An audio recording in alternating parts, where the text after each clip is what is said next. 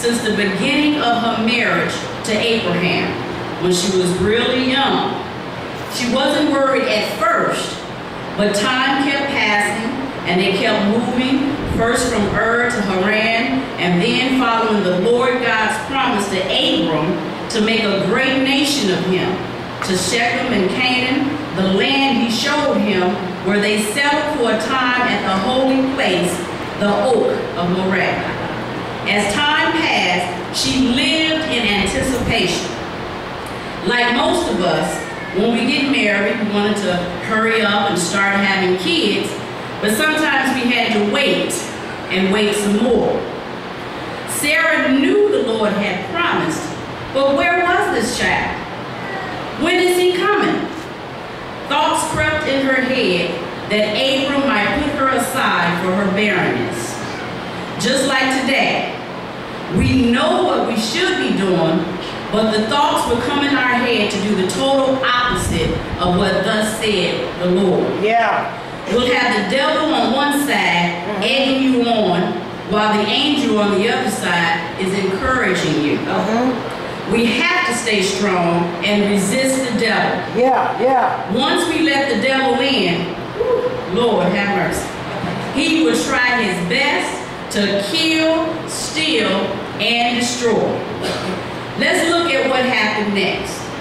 Because of Sarah's impatience, she decided to use a surrogate to bear the heir. She insisted he use her maidservant, Hagar, in her place. Just like us telling our husband to go ahead, lie with someone else. Go ahead, honey, I'm not going to do that what you want me to do. Go and find you someone else. Ladies, don't dance with the devil. Don't open that door. Yeah. You will regret bringing someone else into your marriage. A marriage is sacred. And if you both have God as the head of your life, and you both trust and believe, there is no good thing that the Lord won't withhold from you. He will give you the desires of your heart if you follow him. But no, Sarah took matters in her own hands, and boy, did she regret it. Hagar never let her forget that she was the one who gave Abraham a child. So isn't it like when we're dealing with someone and some other woman to come up in their face, come up in your face, it might be about time to be over between the two of you, but now she's gonna brag. I got your man. He's mine now. You know, you make a mistake and messed up with him, and now he's with her, but you gotta stay strong. You got to stay strong and do what is right. When we take matters in our own hands and without asking God for wisdom, you can rest assured that there will be trouble. That mistake will haunt us and tear us down. When we do things our way instead of God's way, the road will be shaky. When we don't believe and trust in the Lord, there will be lots of problems that we just can't handle. And the outcome will not be what the Lord has in store for us. So now Sarah had to deal with her impatient decision, but she still had to wait. So even though the child was born, but not of her, the baby was there, she had to look at that child, that Hagar was there all in her face, and she had to live with this mistake that she made. If only she would have waited on the Lord. God comes in his time, not ours. He may not come when we want him, but he's right on time. Even though Sarah was old, she was still able to enjoy her blessing from God. So it did come, but you got to be faithful. You can't give up on God because it's not going your way.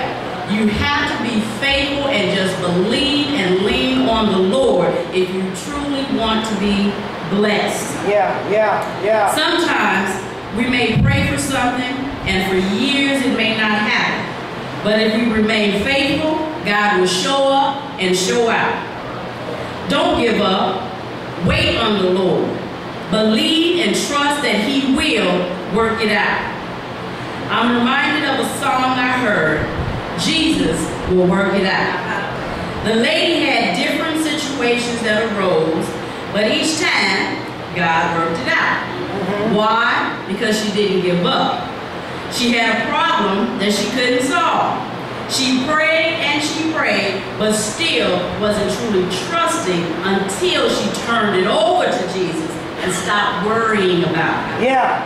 Because that's what we are, where we fail at is worrying. We will turn it over to Him for a hot second, but yet in the back of our mind we still worry. And if we're going to worry, why pray? You can't have two, they can't mix. And then after that, after she turned it over, He worked it out. It says she had a habit. And like many of us do, we've had addictions. Might be to drugs, might be to alcohol, might be to food. But we've had many addictions and things we put before God.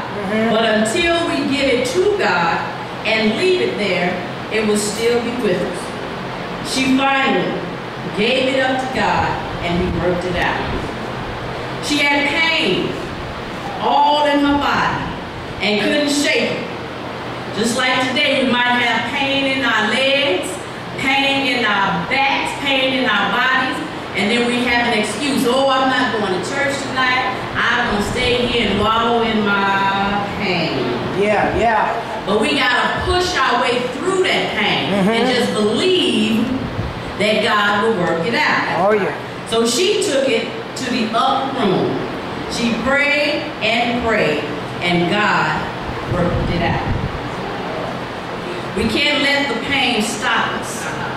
We have to get to the point of going to the Lord and believing that He can heal our bodies. By His stripes, we are healed. She had burdens, wondering how much more could she bear. And just like today, we know we have problems. We know we go through things.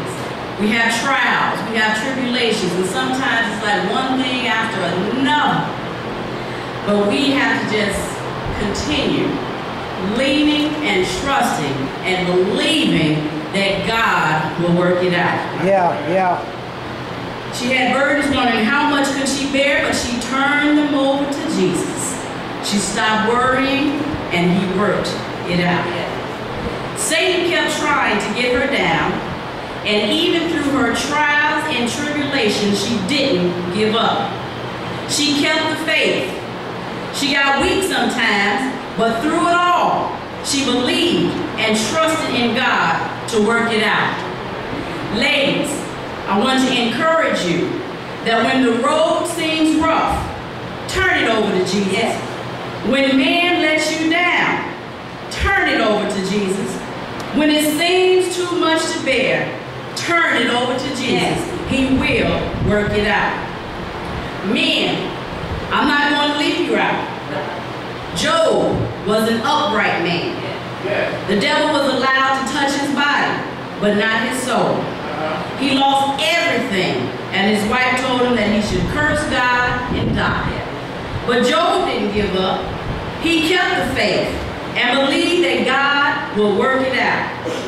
Because of his faith, God gave him so much more in the end. So if we remain faithful, even though we're going through, if we remain faithful through our trials, that end result is going to be so much better if you remain faithful.